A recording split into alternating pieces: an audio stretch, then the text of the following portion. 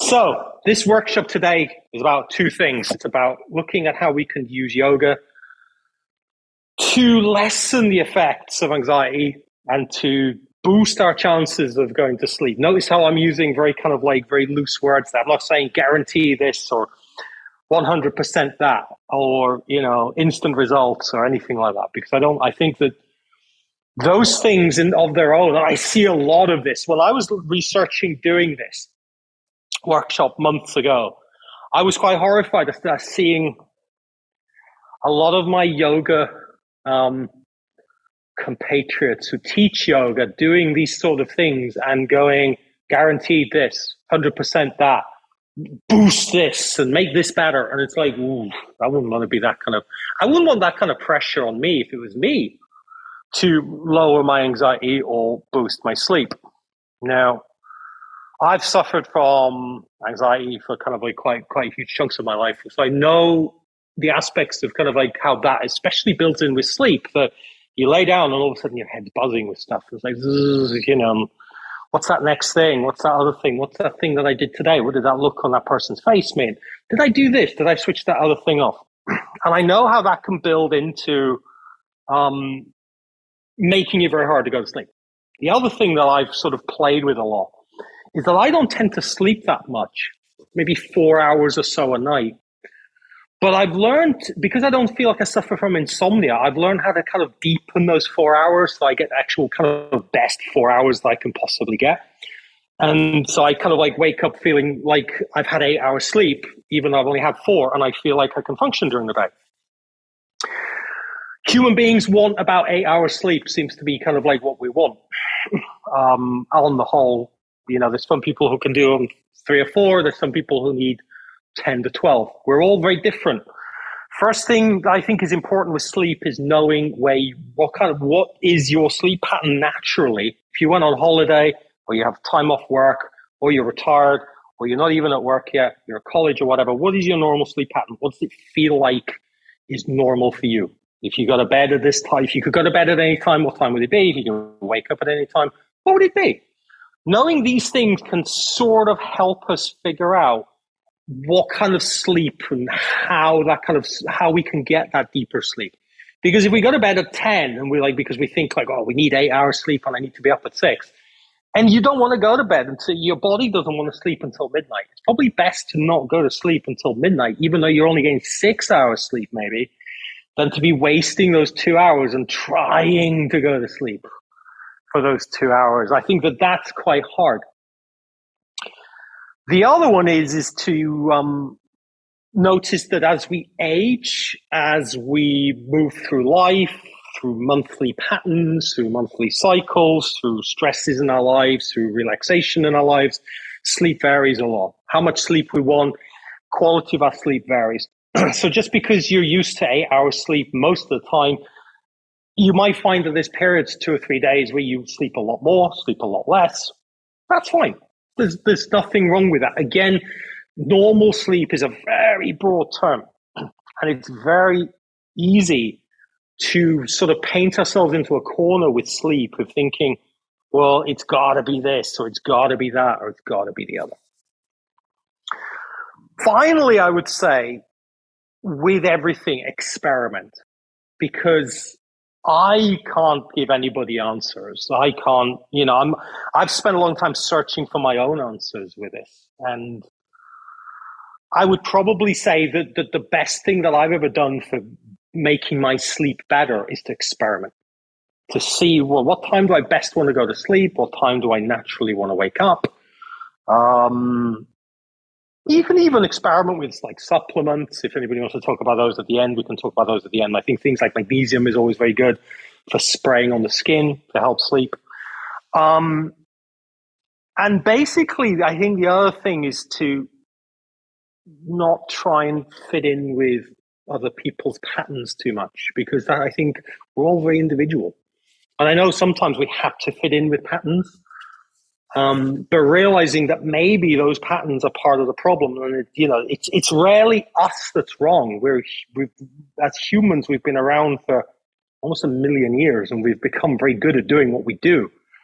Most of the times when we feel like there's something wrong with us, wrong with us. It's actually not wrong with us. It's wrong with the system that we exist within nowadays, that we've evolved into.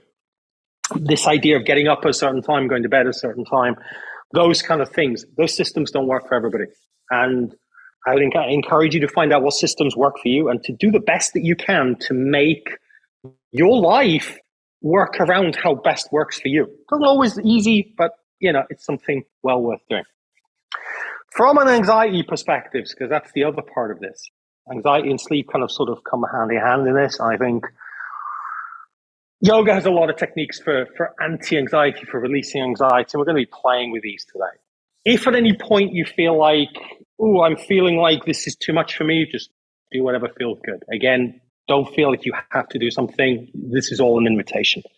And we're going to start off with breath practice, because I think breath practice is one of the best options for grounding and for getting into our own body. This is going to be an experiential part of a couple of hours, so I encourage you to play along rather than just watch. But if you're somebody who just likes to watch, that's okay too.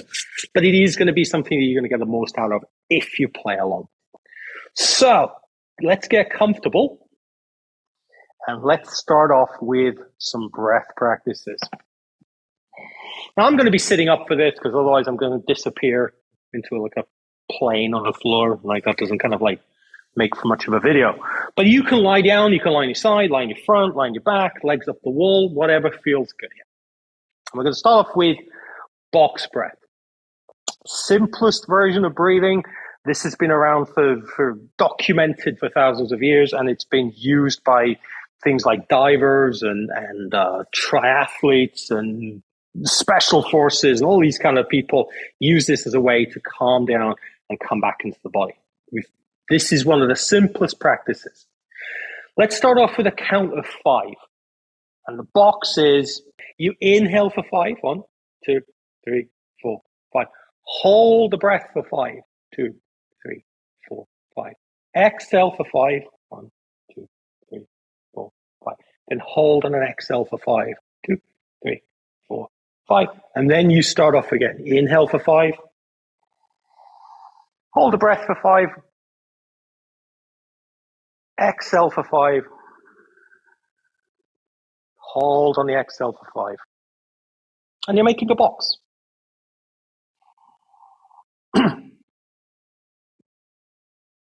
There is another version of this, because if you feel like holding your breath for that 5 seconds, holding on that exhale for 5 feels like, I don't like this. And a lot of people don't. About half the people don't like that holding on the exhale. You can turn this into a triangle breath where you inhale for 5, hold for 5, exhale for 5, and then you start breathing again. So you can choose box breath, which is the 4-sided one, or triangle breath, which is the 3-sided one where you ignore the hold on the exhale. So pick whichever one works for you, you feel works for you. You can experiment with one or the other, maybe find, I prefer this over the other one.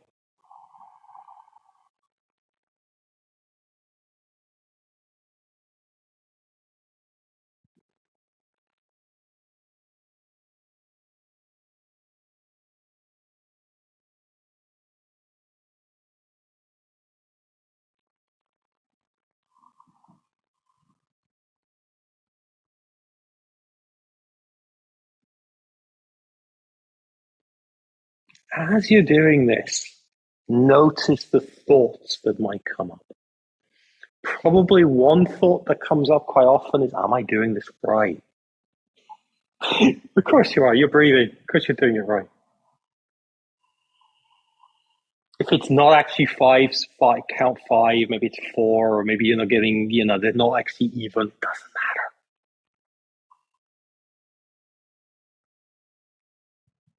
Find a pattern that works for you. This idea of it being a certain number of counts and a certain number of ways, it's very generic. Make it work for you.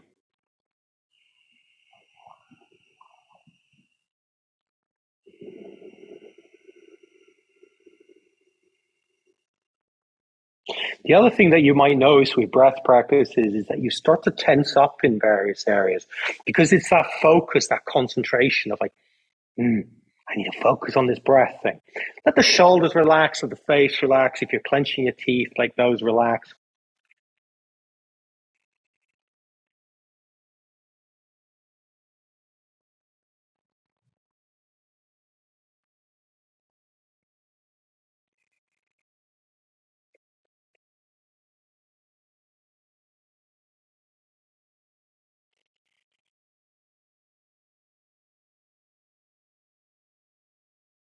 Physically, a couple of things that you can do. If you're sitting upright, make sure that your sit bones are nice and on the ground. If you're sitting upright, that your chest is a little bit elevated, that kind of helps. Don't have to be like still.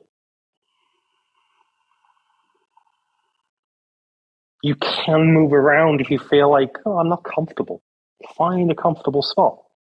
This isn't meditation. It's not like we're sitting here still and trying to ignore itchy noses or whatever. You can deal with the things that come into play. On a more mental level, this is a great time to maybe let the thoughts go through the mind. That thing that I've got to do later on. Oh, yeah, that's the thing. And let it pass through. And then let whatever other thoughts come up. And maybe that passes through.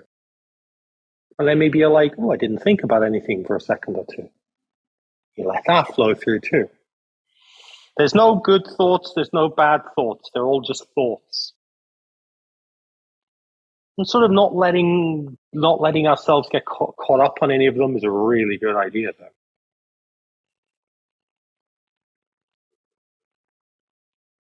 And if you're somebody that really likes to analyze your breath, then a really fun thing to do with this is to be paying attention to the last 10% of the inhale.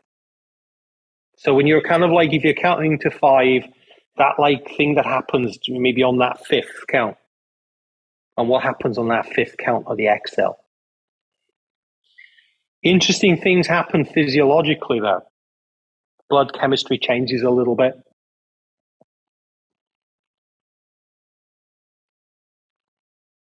And another physical thing that I think is handy with breath practices is sometimes an idea of using them to ground as well. And sometimes if the world feels like it's moving a lot, or things are moving, there's a lot of thoughts, maybe sometimes even bringing the hands onto the ground and feeling the solidity of the ground.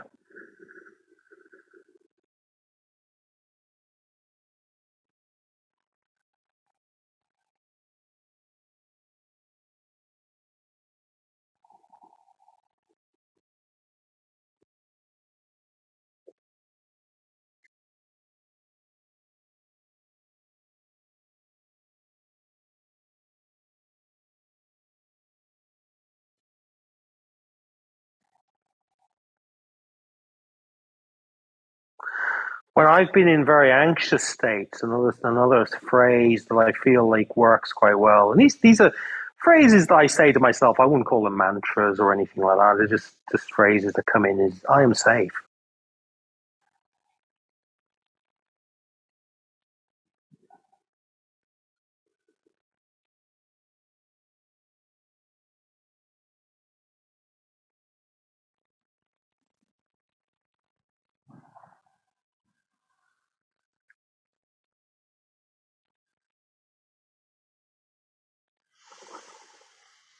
Start to slowly deepen your breath. Return the breath to normal. Maybe moving a little bit. It's always kind of nice to move a little bit after doing some breath practices. Again, this isn't meditation where we have to sit for hours upon end in the same position. It's kind of nice to move around a little bit. Another breath practice that changes our physiology a lot is lion's breath. And for a long time in yoga, in rooms, we didn't used to do lion's breath because of this thing called COVID. But now we can kind of like sort of do it because, I think the risks are there a lot less, and there's those aspects of it.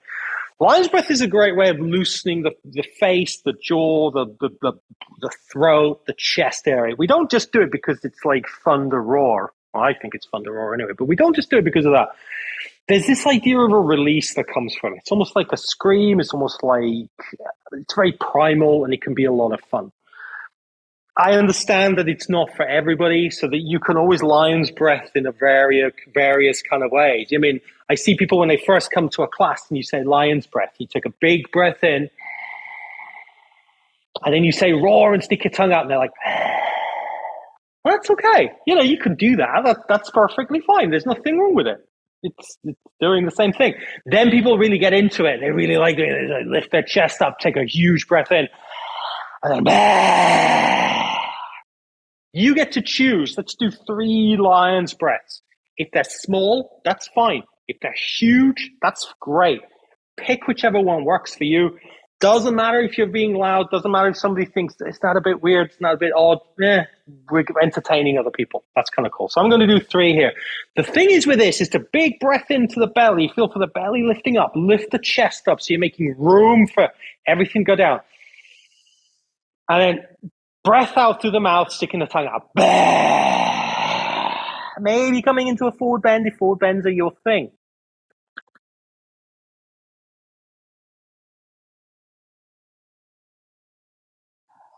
And then you repeat. Chest up, belly out, huge breath in.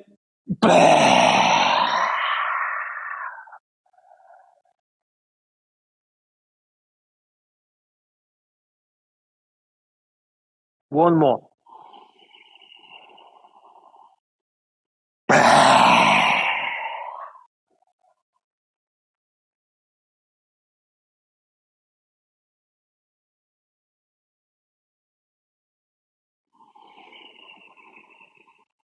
There we go. Take another deep breath in. Come back into yourself. Come back into this idea of where you are, your space, and your breath. The idea of lion's breath is less something that you do all the time and more something that really just changes state. So we're feeling small or feeling down or feeling kind of like, compressed in. This lets us kind of open up. And you can open up big or you can open up small. It's all okay. There's no judgment on how much lion's breath you do or how big your lion breath is. Nobody worries about that. It's about your own experience in it and being happy to express yourself in that way that you express yourself. The final version of breath practice that I think is quite powerful for anxiety specifically is the very, very simple inhale for as long as is interesting, hold the breath for as long as it's interesting, and exhale for as long as it's interesting. It's a little bit different to the box breath because with the box breath, most people's eyes or their mind goes around this box or around this triangle. Whereas with inhale, hold, exhale, really it's about this internal experience. So it moves it from almost this geometric experience that we have of like, oh, I've got to like inhale for a certain amount and hold for the same amount and exhale. And then it brings it into the internal. And this is a nice one to do lying down because when you're lying down, your whole sort of geometry and how you breathe and how you kind of like your breathing mechanisms work changes. So, and this is a great one to help fall asleep too. I use this one a lot, so I'm going to lie down for this one. I'm going to try not to fall asleep. Somebody prod me if I fall asleep. First thing you're going to do if you are lying down is that you want to get comfortable. Again, this isn't meditation where you got itches or you're uncomfortable and you have to sit through it. No. We were given the ability to scratch itches and to wiggle around because it's a good thing to do it. So I'm going to get all comfortable here. Feel for being broad across the chest. Let the shoulder blades sink into the ground. Let your elbows sink into the ground. Your hands sink into the ground. And your wrists sink into the ground. Get your joints in a place that feel comfortable. We'll talk a little bit more about that in a minute, but find a place that, especially if you're lying down, that feels comfortable. You can do this sitting up. You could do this with your back against the wall. You could do this with legs up the wall. And then what we're going to do is very simple, almost like box breath, but without the kind of constraints of any of this. We're going to take a big breath in. You're going to hold the breath for as long as it's interesting. And then you're going to exhale for as long as it's interesting. Inhale for as long as it's interesting.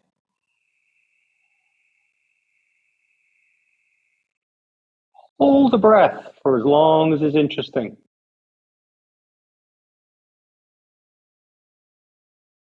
Exhale for as long as it's interesting.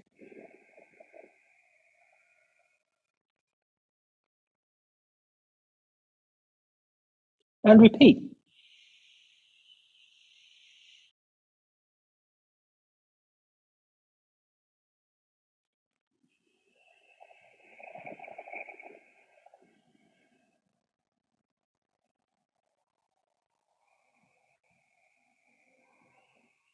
Again, with this, gently notice if there's places where you start to clench, clenching the jaw, clenching the teeth, maybe scrunching up your eyes.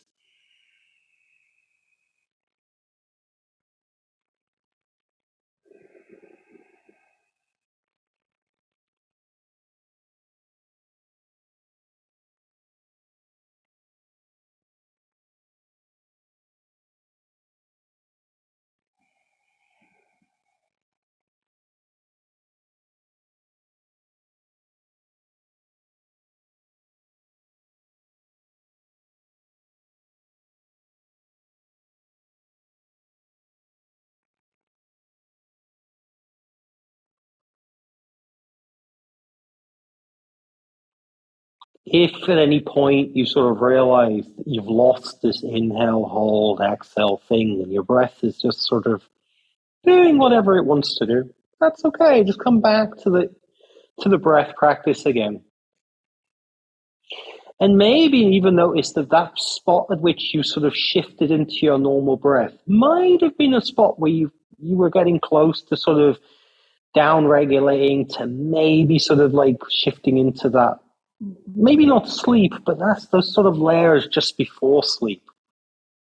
Because you're not going to carry on doing the inhale, hold, exhale while you're sleeping. Your breath pattern's going to kind of automatically come to normal.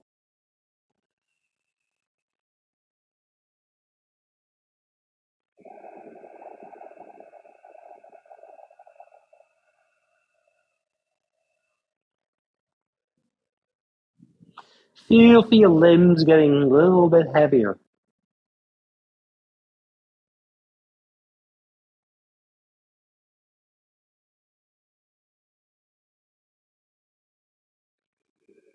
Feel for yourself gently, almost sinking a little bit deeper into the mat. Feeling your muscles softening with every inhale and every exhale.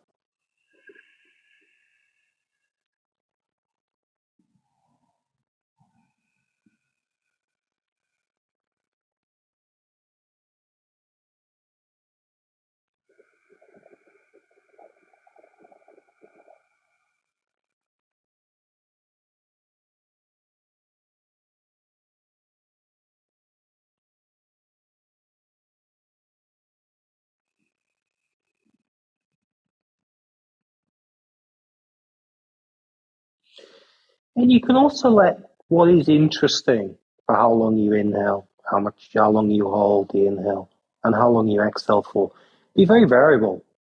Usually when we start these things off, we want to like start breaking world records, and then start it becomes like, oh, how relaxing can I make this feel? Or how down regulating can I make this feel? Or how quiet can I make this feel? Or even how loud can I make this feel? So you feel free to play with this in a way that you can personalize it for yourself, your own experiences.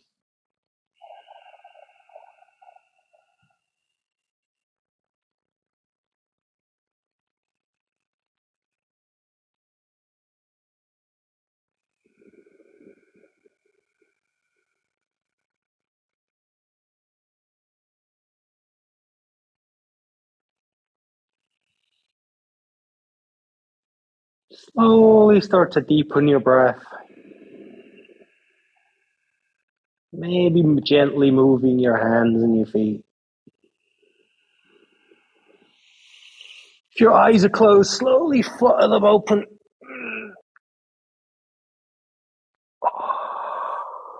You feel like yawning? Yawning's a good thing. Yawn away. If you're lying on your back, roll onto maybe your favorite side. I'm going to be saying favorite side a lot probably when we're kind of doing any kind of lying down today. And then come back up to a seated position. And return to your normal breath practice, normal breath patterns. Not even yoga breath, just normal breath for this point. And we'll move into areas of the body that hold tension. You've probably heard me talk about these about 1,000,000 times in kind of yoga. And we're going to start off, and we're going to also look at just ways of kind of reducing the tension in those areas. Place number one, the scalp. And it's weird we have this ability to hold tension in the scalp. You don't think that there's like lots of muscles in your scalp, but there is. And I don't even kind of know why we've got so many muscles in the scalp, because it's like, what would we do with it? But we can hold a lot of tension in the scalp. It's interesting. Some people scalp, if they take their hand and sort of just squeeze the skin on top of the head, it almost feels hard, like really tough. And other times you can be doing it and it feels quite soft. So have an experiment to see what your scalp feels like. It's kind of easier if you got short hair, but Two places on the scalp where we hold tension really, really tightly is first off just under the skull at the back. So if you take your thumb and your index finger and put it in the back of your head, you'll feel like little knobs just above where the neck ends and the skull starts.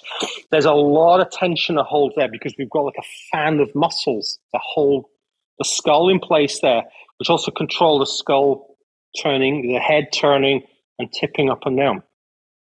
Why do we have so many muscles in the back of our head? It's because in order to keep our eyes level and fixed on something, the head has to do an awful lot of micro adjustments. So these muscles here, because they're like this fan shape like this, they respond very well for you to take your thumb and sort of like strum across them, across the back of the neck. Now you can be as kind of gentle or as not gentle as feels good here, but again, the key is that it feels good. It's not like, oh, that's awful, but I'm going to press harder. Press to a point that it feels good and then sort of like let it go from there.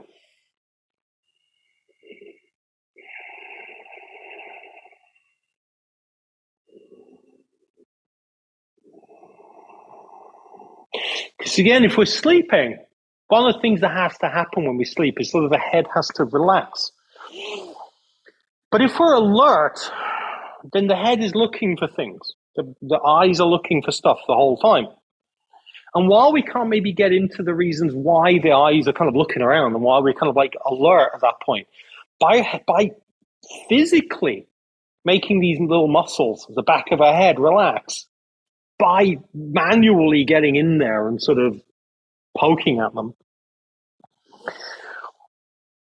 we can sort of diminish the physical responses of that internal sort of that's going on. The other place that we hold tension is here, the side of the head, the temple, this area here. Now, part of this is because the jaw comes up, the jaw muscles come up at this point here, up into the skull. But another reason here is also the eyes.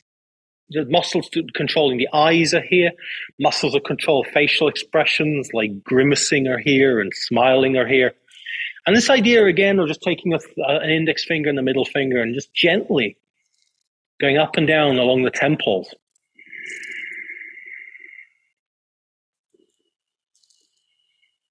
Helps with basically helping the face to relax.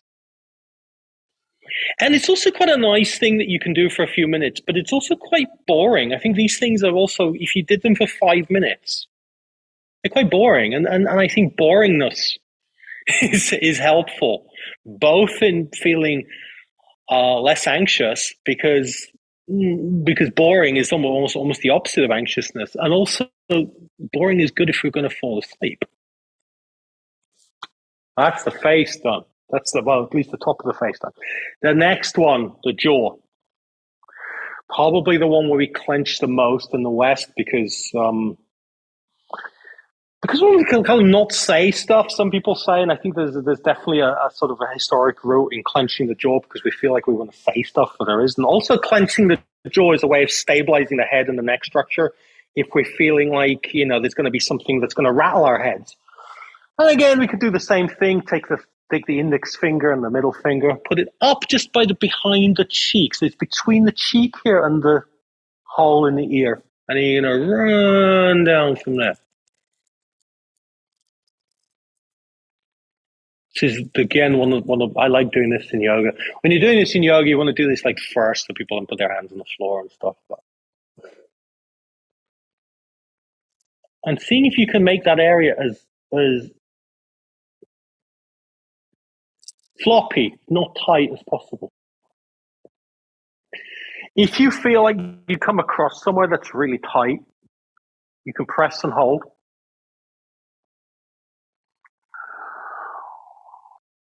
And you can also deep breathe, because deep breathing is almost the opposite of our body being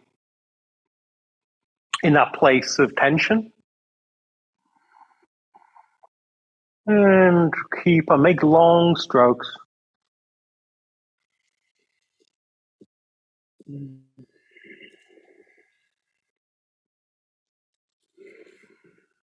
Neck. Do so much with the neck in yoga, and I like doing things like neck releases and so on, but I do feel like some of the ways we do them in yoga, they're not necessarily the most peaceful way, which is why I like the supported neck release, where you take your hand and you put your hand on the side of your head. Now, this is great if you're at home, because you can get a cushion or a blanket or something and put it between your hand and your head, so you've got something really comfortable to go into that. You can pick which side you're going to start off with. And then using the hand to hold the head, you're gently letting the head sink into the hand. What I like about this over most of the other neck release methods is that you're continuously in control of what happens with this. So it's not like your head's flopping to one side, but the muscles on this side have to work in order to keep your head sort of from flopping too far or from going so far that you feel like you might get into pain or might get into discomfort. The hand is doing the holding, the neck is doing the releasing here. And you might find that you start off with a very small sort of like angle on this, and you're very slowly going into it. Why is this important? Well, because in order to sleep, the head has to relax. The neck has to relax.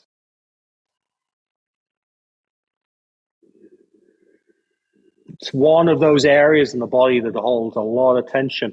And it's one of those areas that keeps us aware. This phrase is like head like on a swivel, where we kind of a head swiveling around the whole time. That comes from this idea that the neck is driving this kind of alertness in the body. And it's also learning to trust that it's safe and okay to let go into something. Even and your own hand is the most safe thing that you can use here. Trusting yourself is so important. It's not about trusting other people. It's not about trusting me or trusting somebody on the internet.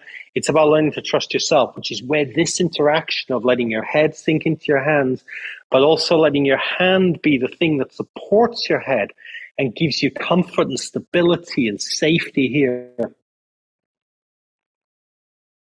is really important.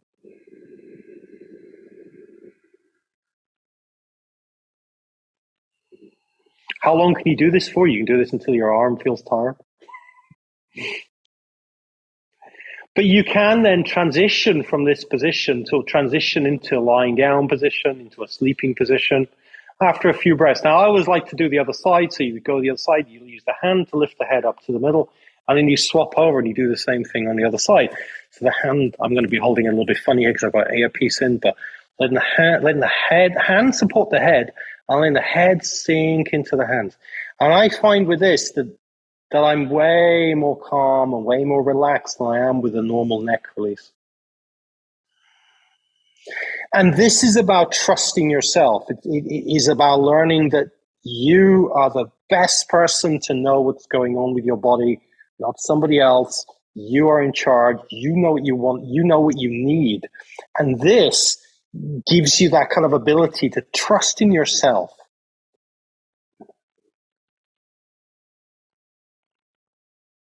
I find I kind of like go a little bit deeper after a few breaths.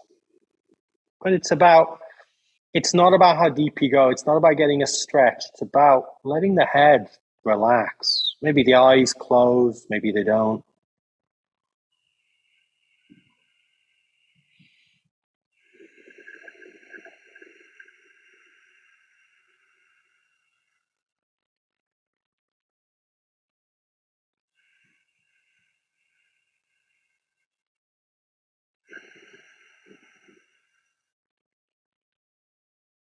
And then again, lifting the head up.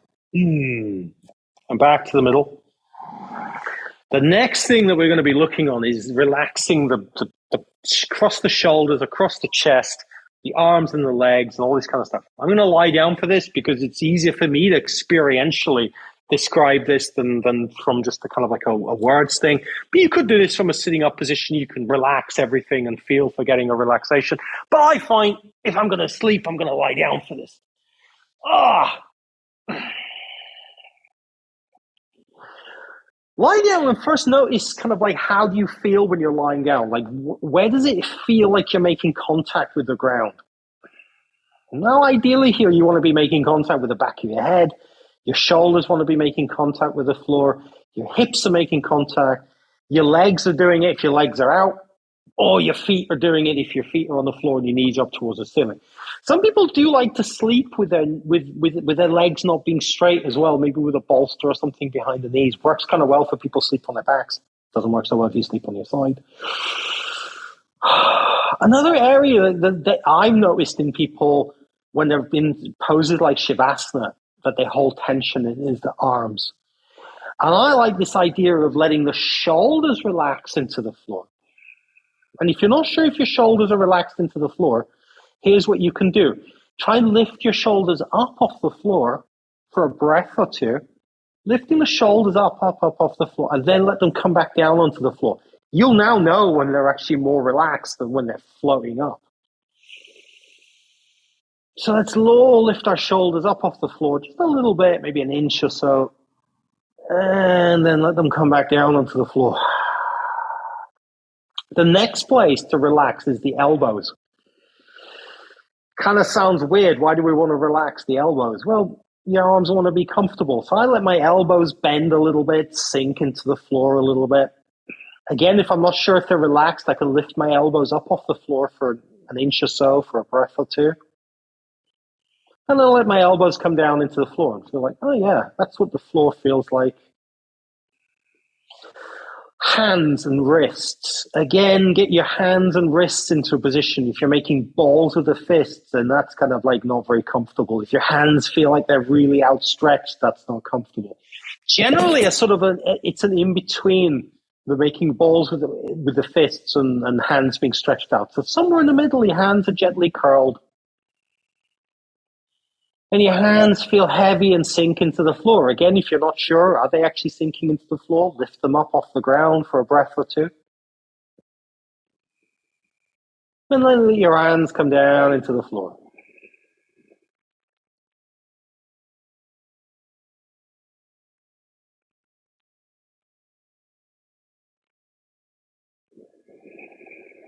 Feel for breathing across the chest. And with every breath that you take across the chest, there's a gentle lifting up of the front of the chest. And with every exhale you do, your shoulder blades are sinking a little bit deeper into the ground.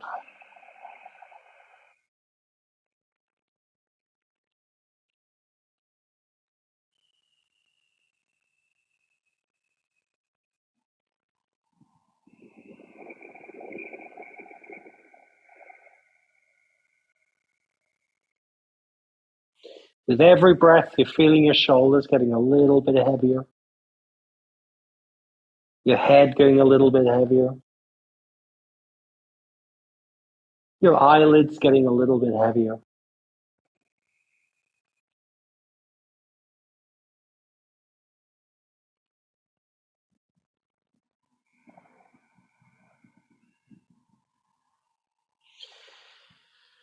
And then relaxing the belly, soft belly.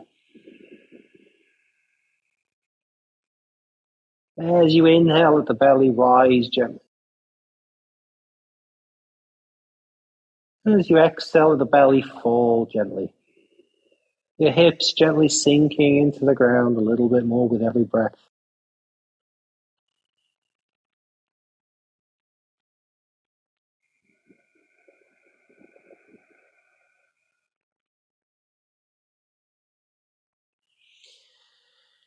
Then the legs, depending where your legs are, find a comfortable position for them.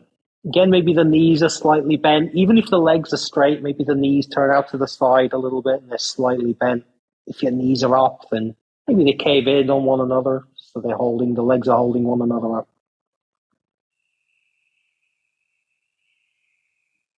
And then getting your feet as relaxed as possible. Feet are really funny because they hold a lot of tension. And you might find that there's tension that builds up during the day in the feet, but also sleeping sometimes builds up tension, especially if you have heavy covers on your feet. They can feel kind of like quite heavy. So I like to have completely relaxed feet because it's a way of signaling to the body, hey, we're not on our feet. We're not doing anything. This is time for rest and repair. And again, if you're not sure, are my feet relaxed? Then there's two things you can do. You can scrunch your feet up for a little bit, maybe a breath, and then relax them. And then you can lift and spread the toes on the feet for a breath or two. That gets up the legs even as well there, and then relax them.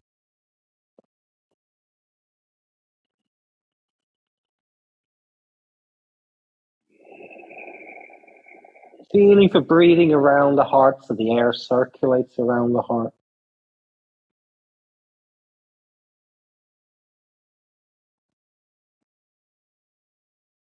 And if you're into visualizations, I think visualizing the breath coming into the body, circulating through the lungs and around the heart, and then the breath exiting the body on that exhale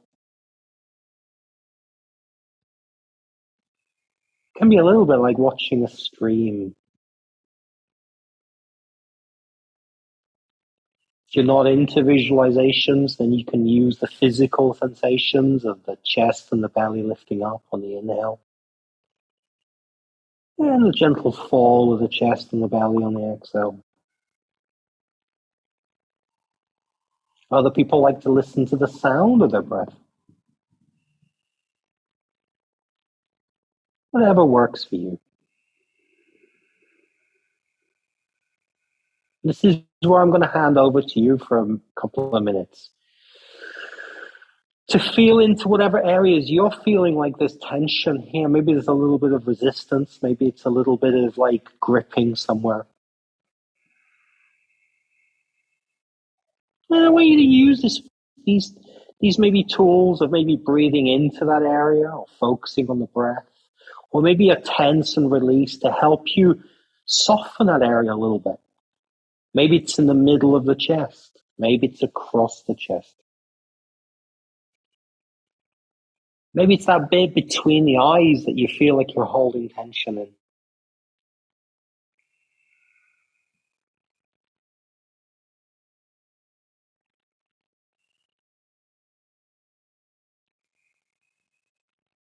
Feeling your body getting a little bit heavier with every breath.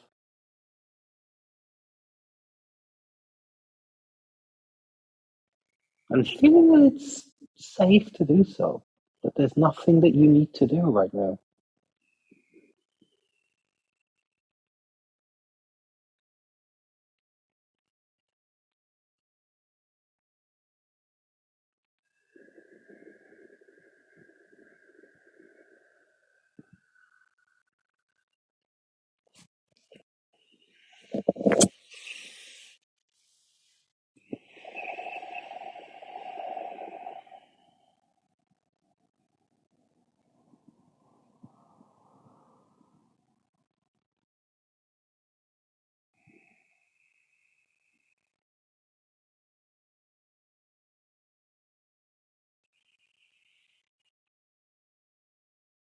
Feel yourself slowly starting to deepen your breath. And as you're deepening your breath, your awareness is switching on a little bit.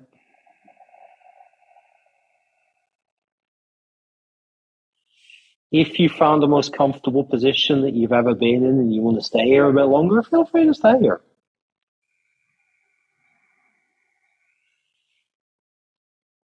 It's me that has a time constraint to end this at a certain point, not you. So you can chill out for as long as you want.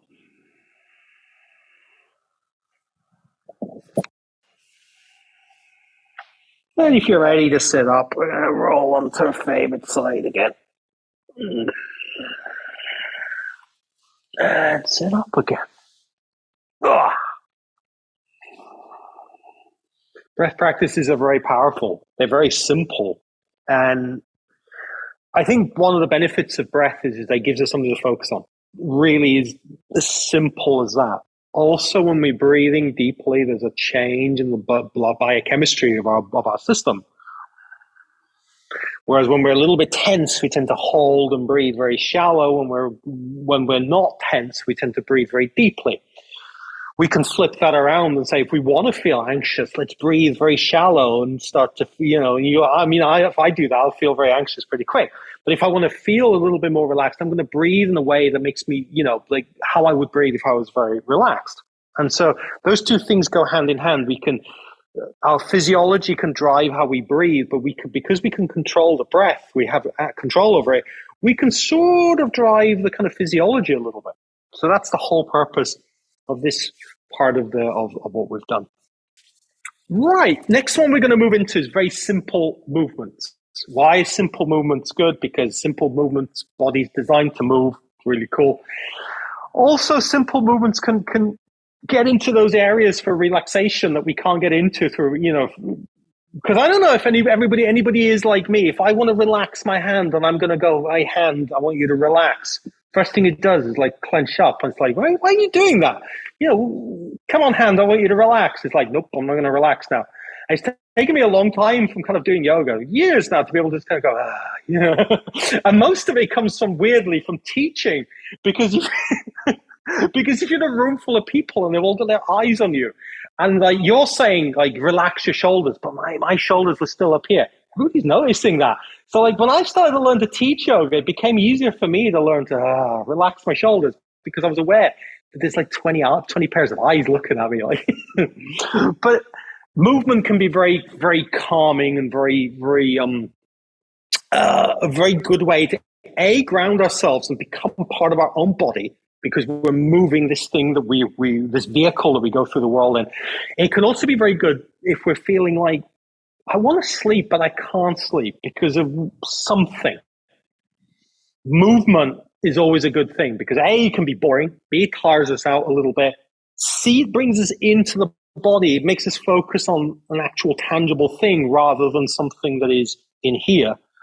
And it can be a very easy precursor then to kind of going, it's not like you're doing something where you have to like put it away or take your running shoes off and come inside and have a shower. It's just something small that you're doing, and like, okay, I can go straight to sleep without any kind of preamble.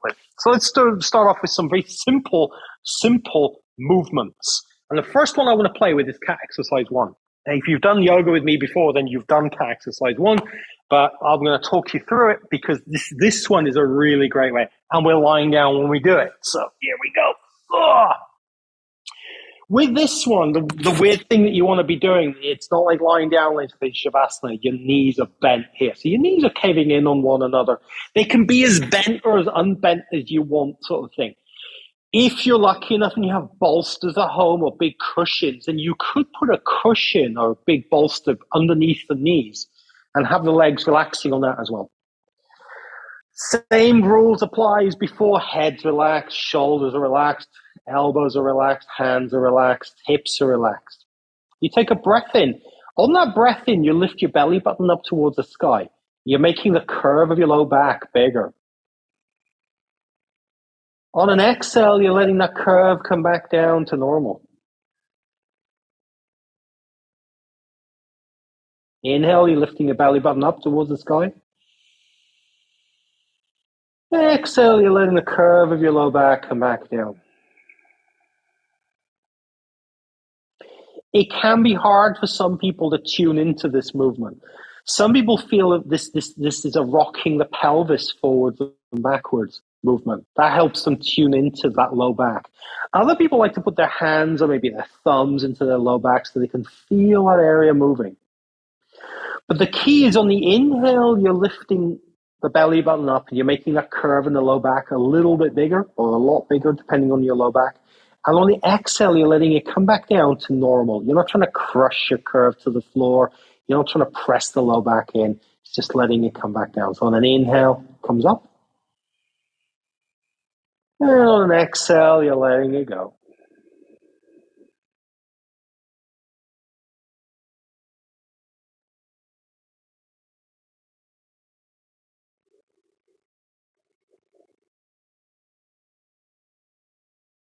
And every time you feel like your mind wanders from this very simple movement, bring it back to this simple movement. And then feel into this simple movement.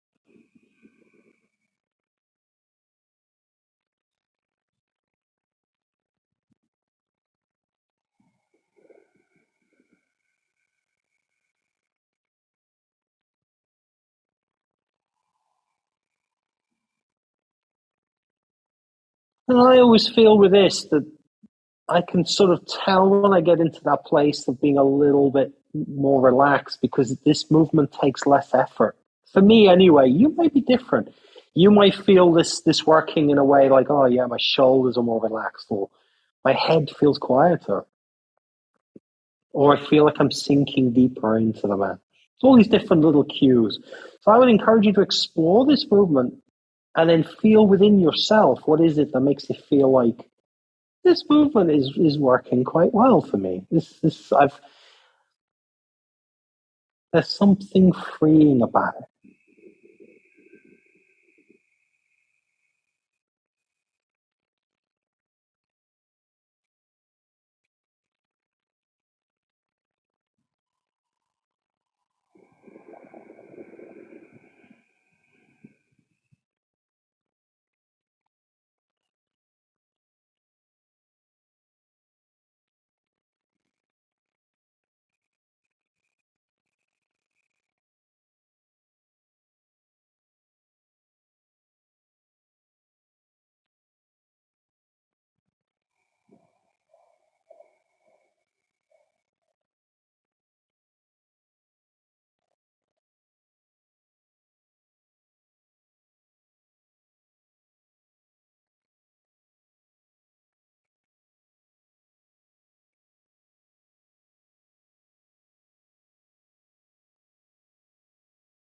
Make that the last one you're doing, coming back to a normal breath pattern. Another quite releasing pose that you can again do before kind of going to sleep, or even as a grounding movement, is a twist. There's a lying down twist. Twists can be quite extreme when we're kind of doing yogas and when we're a little bit warmed up, but when we're kind of like getting ready for sleep, then you want to make these as kind of small as possible.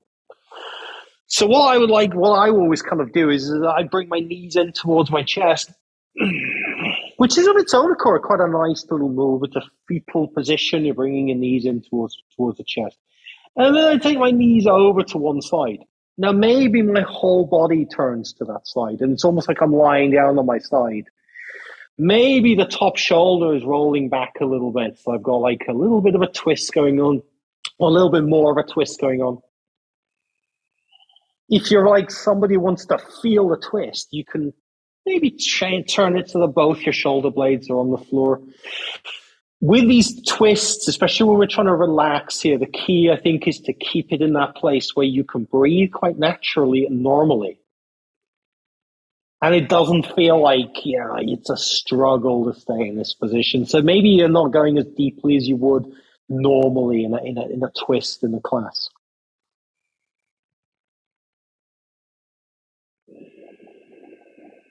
Twists are really good for down regulating and getting into that place of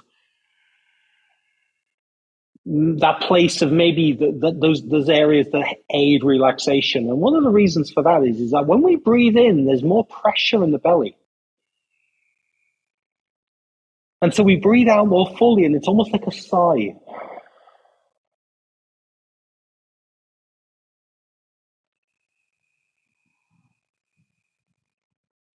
And realizing that it's okay to sigh. Sighing is a signal to our own nervous system and to the nervous systems of those around us that it's safe.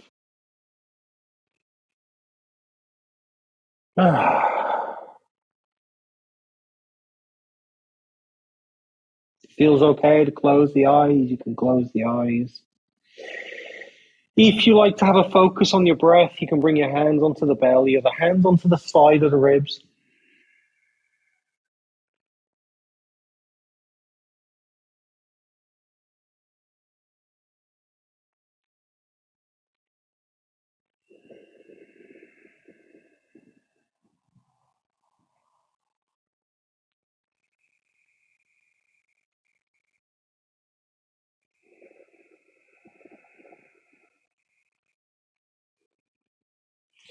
And if you're going to twist one way, you might as well twist the other. Bring the knees up to the middle.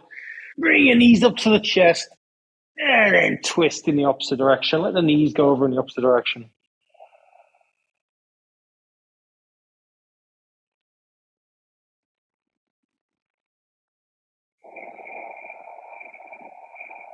And depending on your sleeping arrangements, these are the moves that you could do while you're in bed. Or maybe you've got a little space next to your bed with your yoga mat on that you can kind of like go on and do some things before you kind of like go to bed.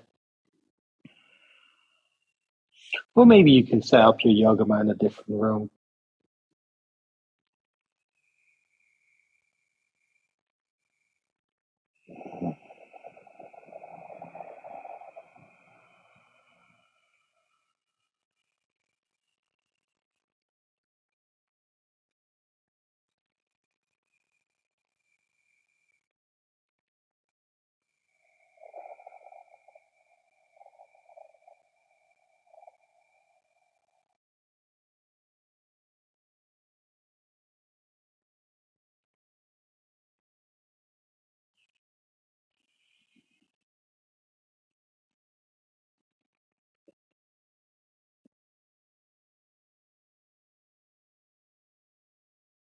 Roll over into your favorite side, and we'll sit up for a couple of little more moves. I added these in. I added these sitting up ones here after lying down, so we just don't all fall asleep. Two that are really good for, again, calming and very simple moments. First is arm sweeps. So you sit in whatever position feels comfortable for you. You know, take one arm and almost feel like you're throwing seeds on the floor. You're just throwing seeds on the floor with one arm. It's a very simple rotation of the arm.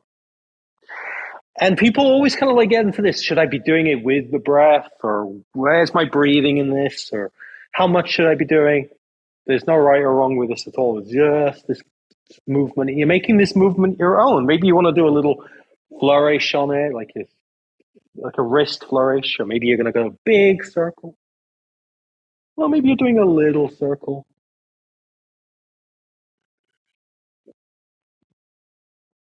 Focusing on the movement. And if you find yourself that you've like your mind's wandered off and this movement's happening, but your like brain is somewhere else, come back to the movement. And then if you still feel like you want to do some more movement, you do some with the other side. But here's the thing with these movements: is if like halfway through your twist, you're feeling like I'm ready for sleep now, then don't worry that you haven't done the other side. Just come back to just go to sleep, and that's the purpose of it. Another movement that I kind of like here is the seated cat cow version of cat cow because it's quite down regulating. You can do this sitting down on the floor. You can also do this sitting in a chair or on a sofa as well. My chairs are all kind of like pulled away, so I don't do. But basically, hands move onto the knees. On an inhale, you pull the chest gently forward, and on an exhale, push the chest back. Maybe the head dips down. Inhale, relaxing the belly. Exhale, going back. Now, again, this is a small movement. I'm probably exaggerating it in kind of like what I'm doing here because otherwise you just be seeing me sit up. There's a little bit of an exaggeration. But what this isn't is like this movement, like going really fast. Now, it's a very slow, gentle movement. And we're focusing on the movement.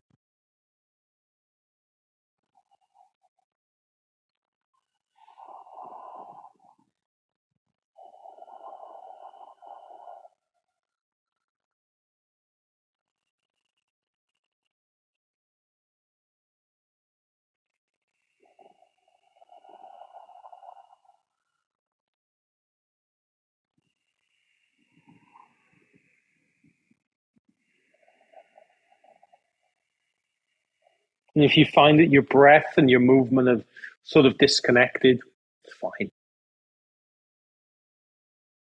You can always either bring the two back into the sync, or you can just go, do you know what? I'm going to go with what my body wants to do here.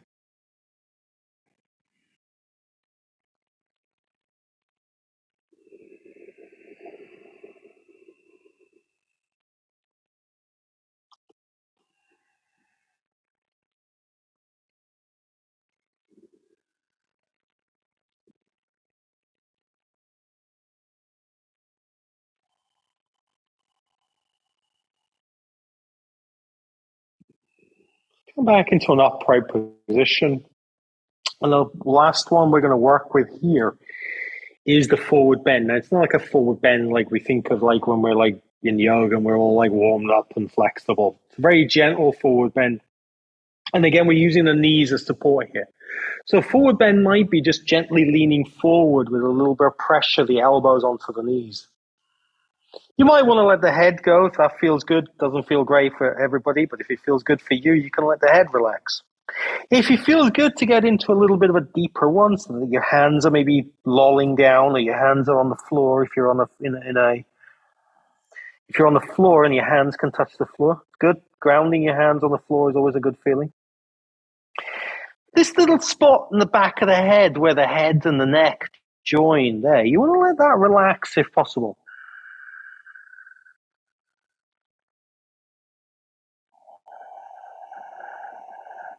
And if this position feels good, but it feels uncomfortable, then a nice thing to add to this, I can't add to it because I don't have a blanket. But if you have a blanket or a cushion or a pillow, is that you can hug the blanket or a cushion or pillow and come into this forward bend. So you're in this fetal position, hugging something. I'm having to hug myself here, but that works as well. This idea of forward bend, a little bit of a hug, shoulders coming forwards, hugging in towards the chest, a little bit of a fetal position.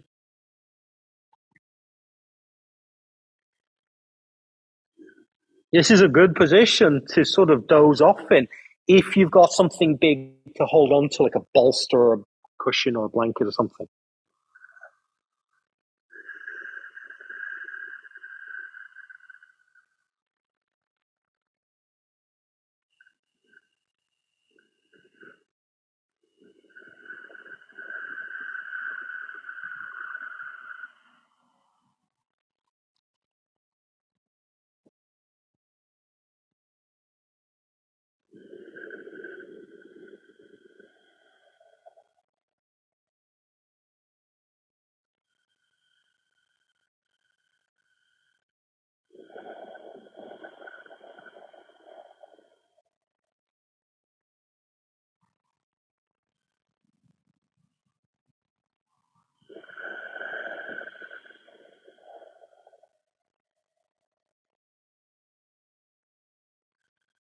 And then when you feel like you've done enough in this position, always from forward bends, I always like to come out of them quite slowly.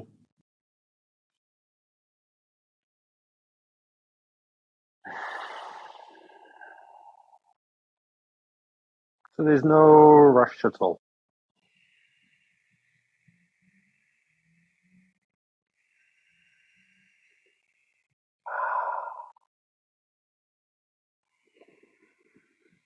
Simple movements. So, yoga practice time. A little quick practice here. It's not going to be like a sweaty, stressful practice. And again, if you're going to do a little practice before you go to sleep, before you go, this is something that you're doing to go to sleep. What I would say is, again, don't get too worked up on like, oh, you haven't done both sides, or you haven't finished your practice. If you get to that point where you're like, I'm done now, I want to go to bed now, I'm going to try and go to sleep now, then let it go. Don't feel like, oh, no, I've got to finish this thing and I've got to go to the end of it. It's one of these things that you can just let go of. And if you feel like, I'll finish it off in the morning, finish it off later on. It's more important that you listen to your body at that point. And if your body says, no, I've had enough of this now, I want to try to go to sleep, I want to go to bed, and I'm going to try and get this move into that area of relaxation, that you listen to it rather than go, no, brain, we have to finish both sides of yoga practice because that's what yoga is. Remember here, the yogas and the movements are just tools to help us get into that place. It's not like a discipline that we have to go through because somebody said that you have to go through. So we're going to go into very simple yoga practice, and that means standing up. It's like, whoa, what's standing up today? It's like so weird. So weird to be standing up all of a sudden. And the first position, he says standing up and realizing that he's not even on. Now, so we're going to start off by standing up. Then coming into mountain pose, being a standing up pose that works quite well for us.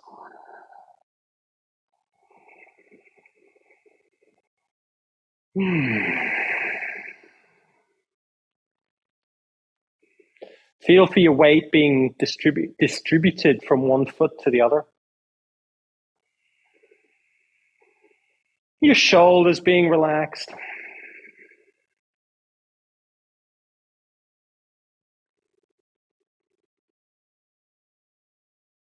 That slowing down that you're feeling.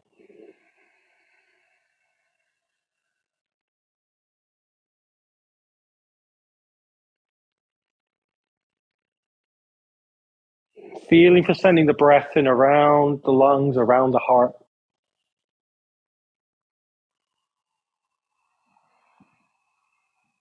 And if it helps you, visualizing that movement and visualize that movement.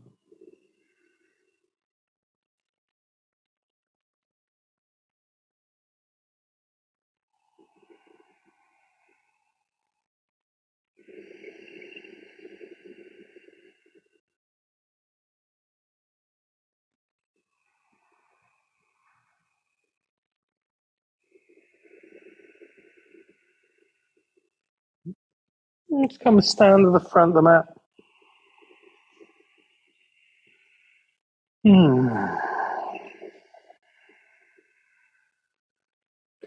Lunge. So left leg goes back gently. Hands come down to the floor. Knees come down to the floor.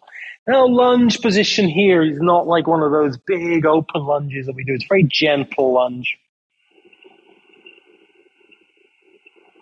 And with gentle lunges, I like to rock in and out of this lunge a little bit. So I'm going from like it not being a lunge, I'm just in this position here to maybe gently letting the hips relax back and forth.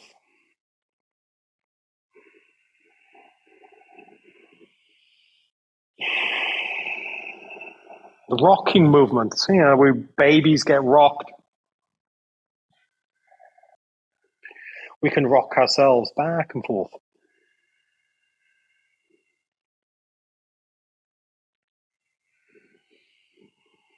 Easy twisting lunge. So this time, left hand down on the floor. Right hand goes up towards the sky. Again, this movement sweeping the arm up. Simple sweep of the arm. Again, if the hand up in the sky feels too energetic and it's just not something to do before sleeping, you can bring the hand down onto the hip.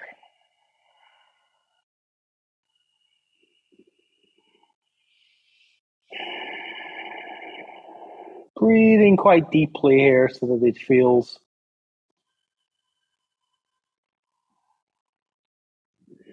relaxing and down-regulating. If you do want a little bit more energy here, you can reach with that top arm so you're broadening across the chest, because that whole idea of broadening across the chest opens up the breath a bit.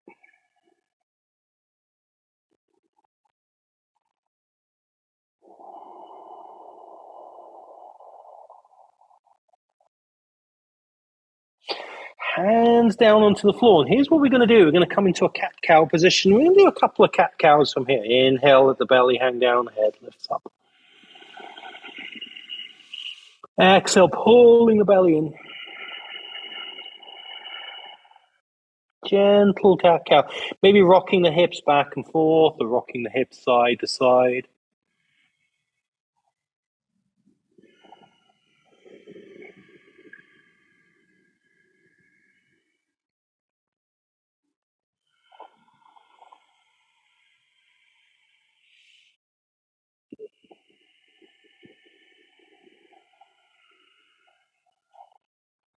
Child's pose. Knees come wide, dropping the hips back.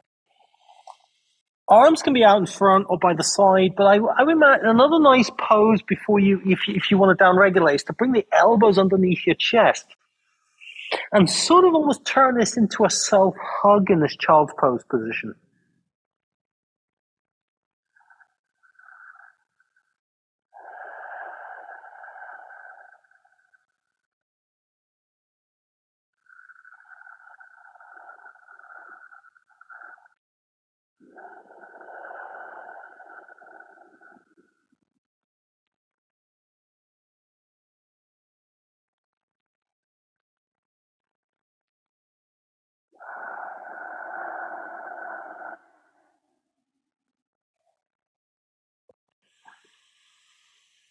Slowly coming out of this child's pose, lunge on the other side. So again, this is the left leg going forward, rocking in and out of this lunge.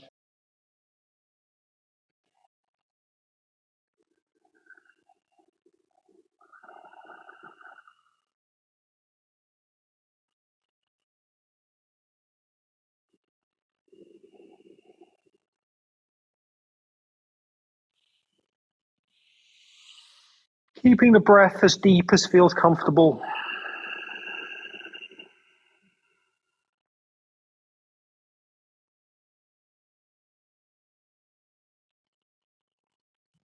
Easy twisting lunge. Right hand down on the floor, left hand either goes up to the sky or onto this knee again, whichever one feels like it's best for you.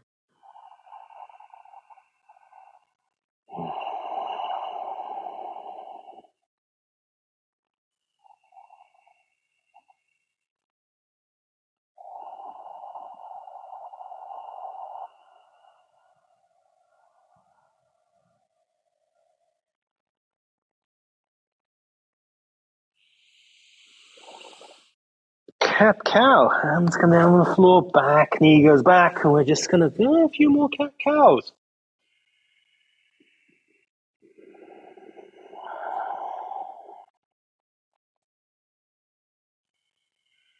Again, it's more about finding the poses that feel relaxing for you and less about sort of turning it into a complete yoga session, a yoga practice that feels like you've targeted everything. These are more for connecting to your breath and connecting to your body than they are about stretching.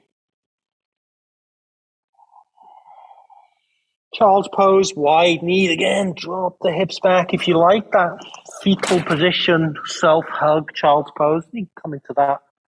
This is another good one to put a blanket in.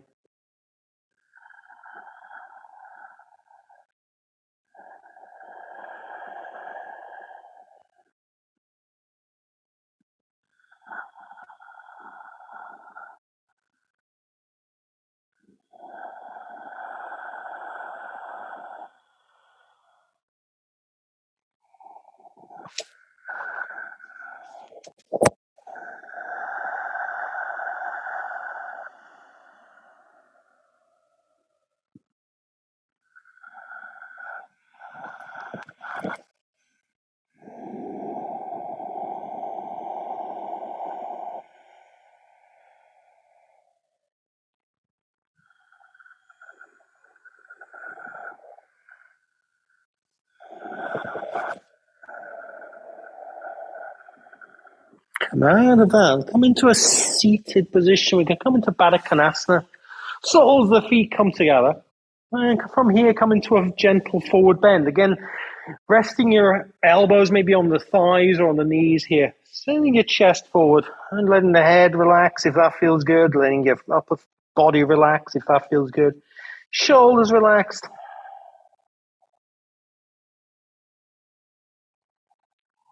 If Baddha Konasana doesn't feel like it works in your hips here, you got the option. You can put blocks underneath the thighs, underneath the knees to keep the hips from falling too far.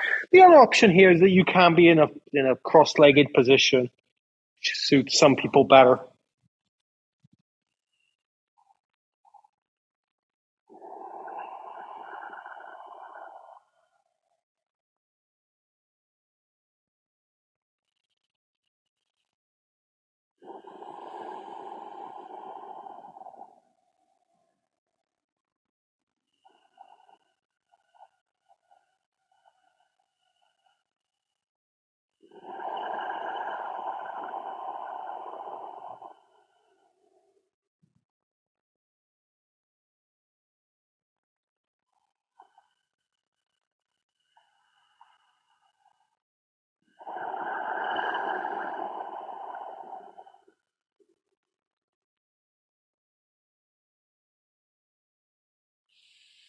You might feel as you breathe in that the chest lifts up, and as you breathe out, the chest comes forward. You can exaggerate that movement a little bit if it feels good. On an inhale, feel the straightening the spine a little bit. On the exhale, coming deeper into this bend.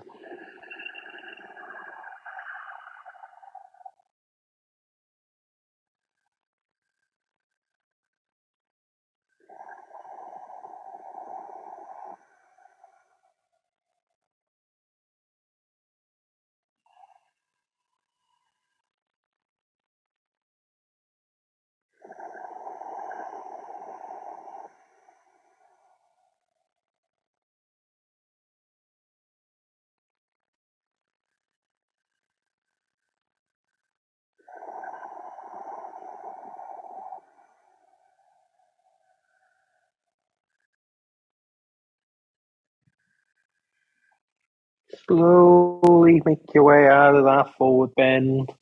Bring the knees together. And the next thing we're going to do is lie down on the back for some.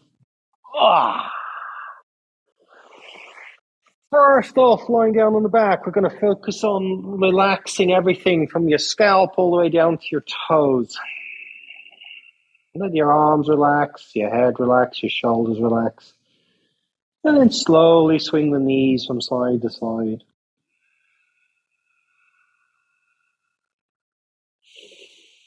Noticing if you want to go with the breath or go against the breath, or is the breath completely disconnected from the movement?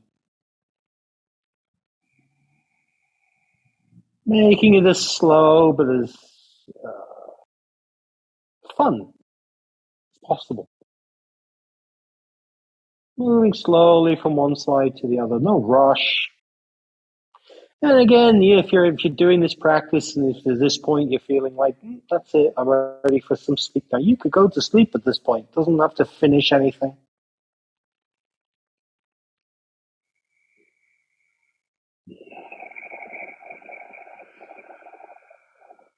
Dragonfly twist. I like dragonfly twist because it's a really nice, safe twist. And again, it's a safe twist that you can do without too much warming up or anything. For this, we're going to cross the left ankle over the right thigh. Find the sole of your foot on there, and you're going to bring the sole of the foot over to the right hand side. So it's a twist. And again, if this left shoulder wants to come up, it's fine for that to come up. If you want to be in a deeper twist, you can bring both shoulder blades down on the floor. Whatever feels like it's the right version of this twist for you. One great thing with this for opening up the muscles around the chest area for this, especially if you feel when you're trying to get sleep or you're feeling a bit anxious and it's tight around the chest, is that you can bring your arms out to the side and open up those muscles. Well, maybe you're not bringing them straight out to the side because maybe you want the arms to be a little bit lower down, but you can get this opening across the front of the chest using this pose.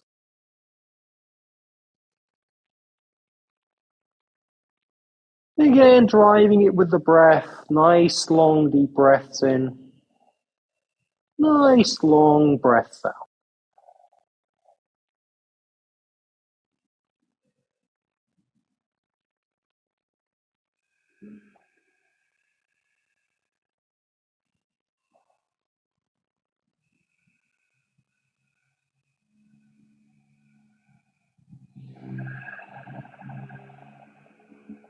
Unhook that leg. Bring the knees to the middle. Cross the other ankle over the thigh. Swing over to the other side.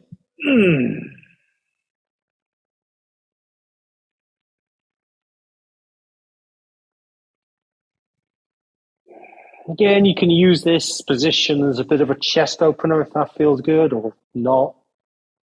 Everything is optional here.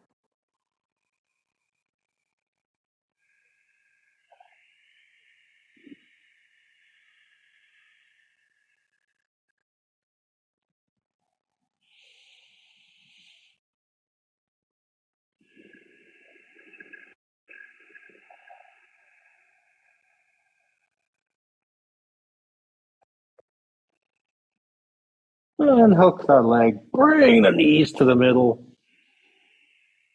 Yeah, this is where you get to roll again onto your favorite side.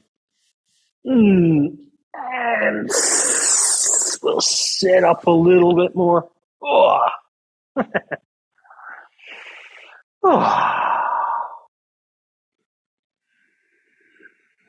So this is the bit about support and letting go. And I think that this is quite an important thing when we're trying to kind of get to that point of sleep. Now, all I've got here is a yoga mat. When you're trying to sleep, you've got blankets, you've got covers, you've got pillows, you've got duvets. And so the whole point of that will be to use those things to make yourself feel comfortable. I'm going to kind of like run through some bits here where I feel like there's tension when we're lying down. Because lying down is not something that we do, especially on surfaces like this. Outside of things like yoga, we don't tend to lie down too much. So it's nice to be able to kind of like have a think about those areas that we feel like we can relax, and what can we do to make that relaxation a little bit deeper.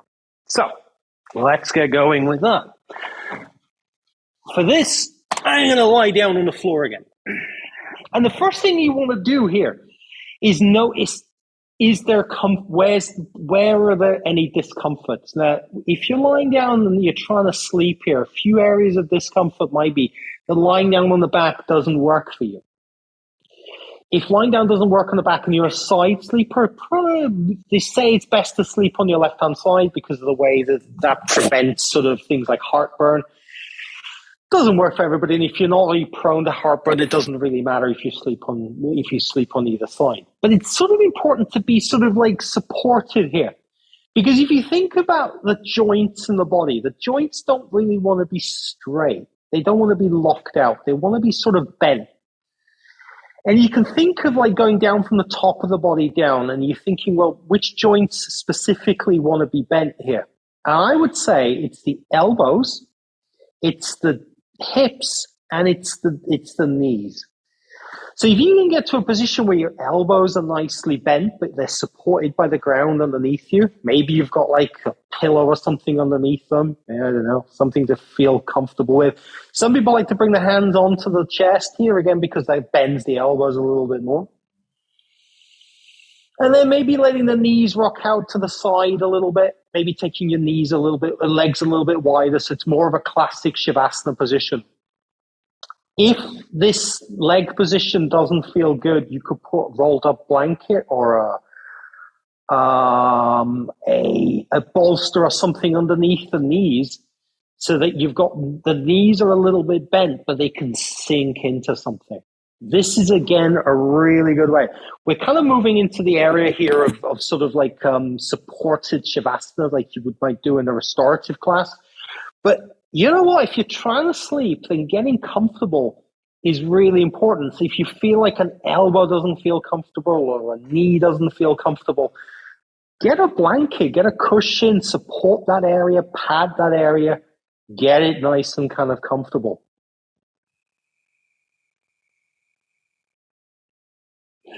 And also the other thing to realize is that we're not even. We're not like what we want to do with one side is not necessarily what we want to do with the other side, especially if we're side sleepers. So you might find that you want one shoulder in a different position. Find this comfortable position for you right now. What is this comfortable position? Side sleepers might also find that maybe having a thin rolled up blanket between the knees or between the thighs helps to kind of relax the hips a little bit. I find that kind of like helps me sometimes. And then once you found a comfortable position, or as comfortable as you can make it, coming back to that each inhale that you take, you feel yourself getting heavier. And every exhale you take, you feel yourself getting a little bit heavier still.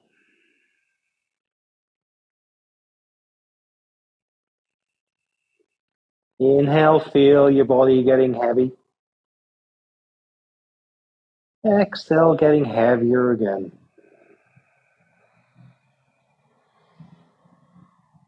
Softening around the face. Softening around the throat. Softening around the chest and the shoulders. Softening around the low back. The belly. The hips. Softening the thighs. The knees. The shins. And the feet.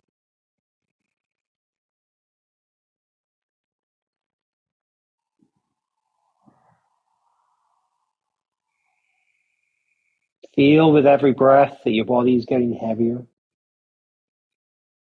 And with every exhale, your body is getting heavier. But also tune into this idea that if you need to wake up quickly, you'll be able to do so. You're not in any kind of trance or hypnosis or nothing like that. You're entirely in control of it. Sometimes giving ourselves permission to relax and telling ourselves that if we do need to wake up because, I don't know, kids want something or there's a noise or something, that can sometimes be what we need to know. That relaxation doesn't mean that we can't be there when we're needed. You can be back and doing stuff in an instant.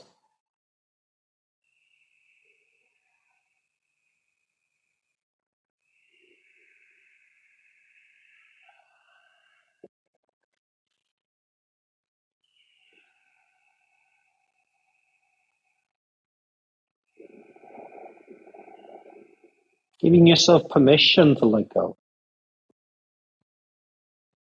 Not waiting for somebody else to give you permission.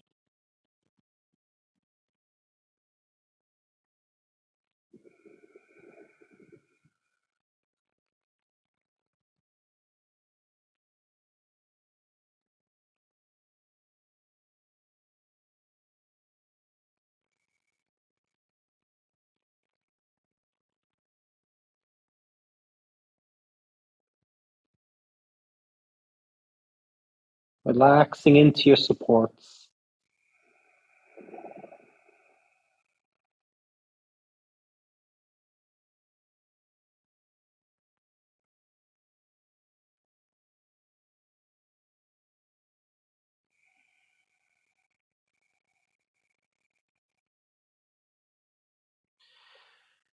We're going to move now into a tense and release exercise before we move into Shavasana. Now, if you're super comfortable and you feel like this is the position you want to play with tense and release in, or you decide, you know what, I don't really want to do the tense and release, I'm really feeling comfortable, then feel free to do what feels good. But this tense and release exercise is one of those things I find really good for getting rid of residual tension, because it gives every part of the body, or almost every part of the body, permission to tense up. Yeah, which is usually we're trying to kind of go, hey, this day I wanted to relax, I wanted to be this, I wanted to be that. Here we're giving it permission to tense up, letting it do what it wants to do, and then offering an alternative of relaxation after that bit's been tensed up. So tense and release. Take a gentle breath in and make that breath go down into the feet. Hold the breath and then gently squeeze the feet. Squeeze them gently, and then exhale. Let them relax. Take a breath in, send that breath down into the calves and the shins of the knees. Hold the breath. Tense up your calves, tense up your shins, tense up your knees. Really squeeze those muscles. And then exhale. Let them release. With a sigh if that feels good. Big breath in again. Send this breath into the thighs and hold the breath. Squeeze the thighs. Squeeze those big muscles on the front of the shins, on the front of the thighs, the back of the thighs. Squeezing those muscles. And exhale, let them go.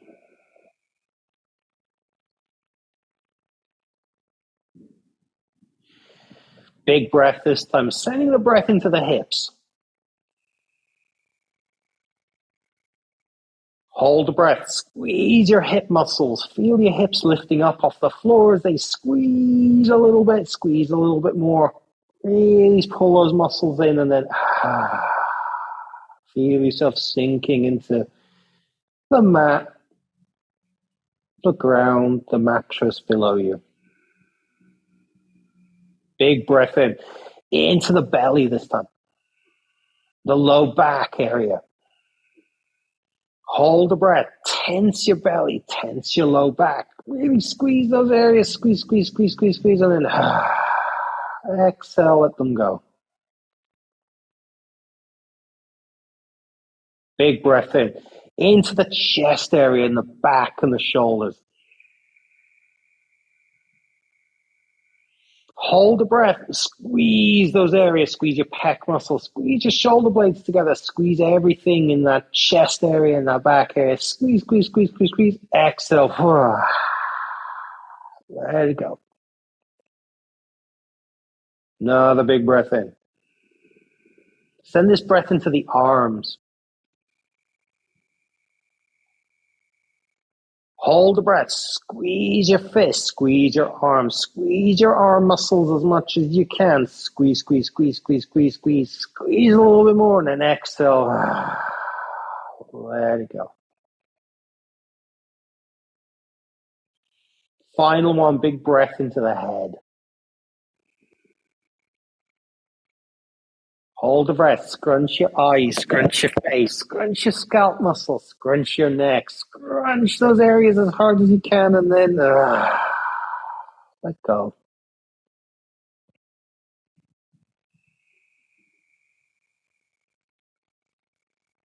Take a long breath in. Feel for that breath going all the way down into the tips of your toes. And then as you exhale, a breath leaving the body. Inhale down into the tips of the toes again.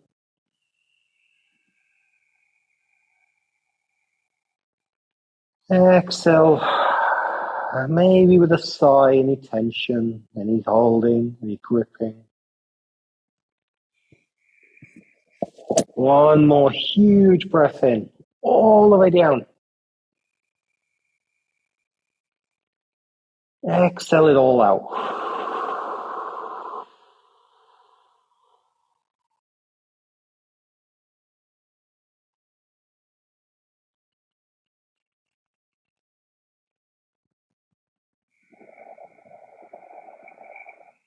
We're going to settle into a few minutes of Shavasana. This might be, if you're trying to sleep, this might be the point at which you do go to sleep. Shavasana, sleep. The line between those two things are very blurry. Shavasana.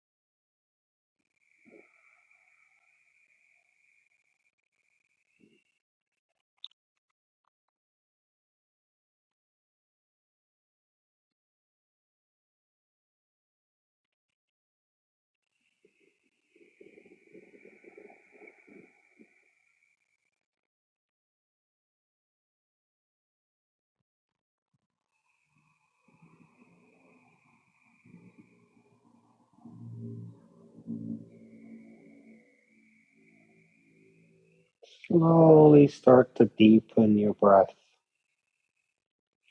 Waking up as much as you need to for whatever you've got going for the rest of the day.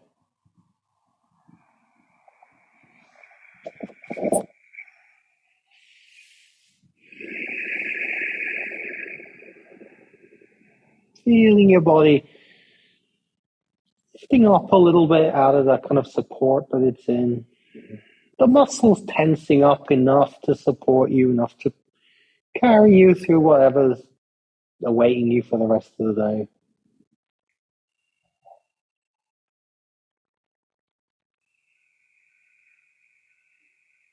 Slowly and carefully moving little bits of the body. Your arms and your legs. Shoulders. Feet and hands.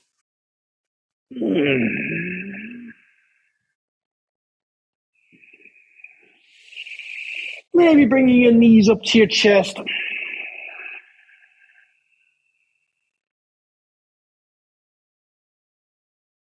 Rocking over onto one side. And then slowly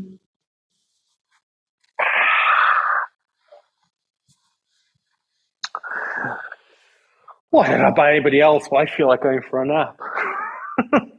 I hope you found this little journey, this little bit of exploration useful.